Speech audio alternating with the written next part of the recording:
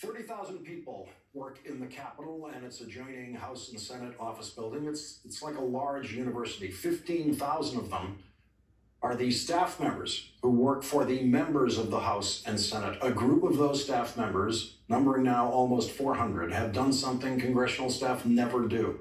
They have gone public for themselves. In an open letter, they are calling on the United States senators to convict Donald Trump in the impeachment trial. Most congressional staff are on the young side. Most of them do not make a career of it and have moved on by the time they're in their 30s. In their letter to the senators, they make the point that many of them are in the generation that has been painfully trained for January 6th. Quote, many of us attended school in the post-Columbine era and were trained to respond to active shooter situations in our classrooms. They do not limit responsibility for the attack to Donald Trump alone. Quote, that mob was incited by former President Donald J. Trump and his political allies, some of whom we pass every day in the hallways at work. The congressional staff signing this letter to senators say the choice facing senators is now simple. The use of violence and lies to overturn an election is not worthy of debate. Either you stand with the Republic or against it. As congressional employees, we don't have a vote on whether to convict Donald J. Trump for his role in inciting the violent attack at the Capitol, but our senators do. And for our sake and the sake of the country, we ask that they vote to convict the former president and bar him from ever holding office again.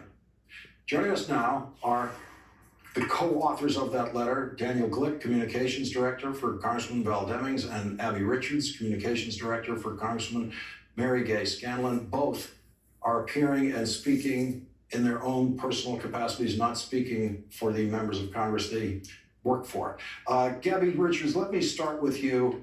How did this letter come about? It's hard to explain to the audience how rare this is. I've never seen anything like it. It's simply not part of the culture of the staff working there to step out in front like this and make a statement like this. How did it happen? Thank you for having us and highlighting this. Yes, a letter like this is not normal, but it came about because we collectively as staff felt as though this was an important story to tell.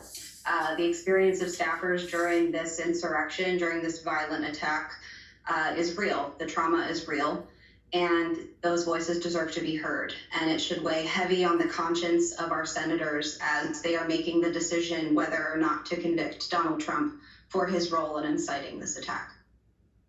Daniel, what is it like to be walking the halls with people who you know were part of the incitement of all of this? Well, Lauren, thanks for having us. And I got to say, it is angering, it's frustrating, it's upsetting. You know, I talk to a lot of people who I work with who walk the halls right now, and they say they just don't know who to trust. And that is a painful feeling, to go to work every day and not know if the people who are around you mean you ill. And it doesn't necessarily mean that they would be the ones to cause that harm, but they certainly wouldn't shed a tear if it happened. And the fact that through their actions and through their politics, they are inciting this violence, creating this situation where it can occur, that's an ongoing problem. And it's something that we just haven't seen dealt with yet.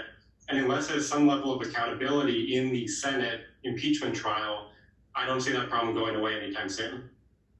And Gabby, I think another thing that the audience wouldn't know is that staff friendships in the Congress go across party lines. They ignore party lines. In fact, many of the best friendships develop because in your work across party lines on committees and other places, you develop a closeness that you otherwise wouldn't have. And so this kind of, the staff never makes statements in a partisan kind of way. And so that's why I'm so struck by what you're doing and in effect issuing instructions. I mean, these read as instructions to senators. Yes, because it should be very clear, and this decision should be very easy, much like the senators who were there in the midst of this attack, as their representative counterparts in the other chamber of Congress were there, and they voted to impeach Donald Trump because the facts and the evidence, was your lived experience, much as it was for the staff that were there that day, the staff that were watching as this attack happened. And this decision should not be complicated, and it should not be difficult. So yes, the directive is clear. If you do not vote to convict Donald Trump, you are further compounding the trauma that was inflicted, not just on staff, not just on members of Congress, but on the country, but also on our democracy. And whether or not we have a clear vision of the country we want to be moving forward, because where we're at right now is not quite as safe, especially for people who are working within the Capitol. And we cannot embolden this type of violence. So yes, the directive is clear. We must convict Donald Trump for his role in inciting this attack. Daniel, the country was riveted to Congresswoman Alexandria Ocasio-Cortez's account recently of her time waiting out this threat and the horrors that she experienced waiting those out. There are literally thousands of those stories that include staff members, cafeteria workers, other people, maintenance workers working in that campus. Are you all still sharing your stories with each other, or is it something that you're all trying to turn away from at this point? Well, I'm glad you mentioned that. And I'm so glad that the Congresswoman did share that experience. But, I think it's a mixed bag. Some people are telling those stories. I've talked to people recently who, for example, there's a cafeteria down in the basement of the Capitol building, right? And the tunnels down there are essentially a maze. And if you work down there and if you are concerned about a threat up above you, that can feel extremely claustrophobic, right? And I've talked to multiple people now who feel claustrophobic and concerned in those tunnels. So, that's just one example, but people are sharing their stories, sharing their experiences. I think for a lot of people, there's also a sense that the work has to just keep going on, and a lot of people are still working to process what they experienced.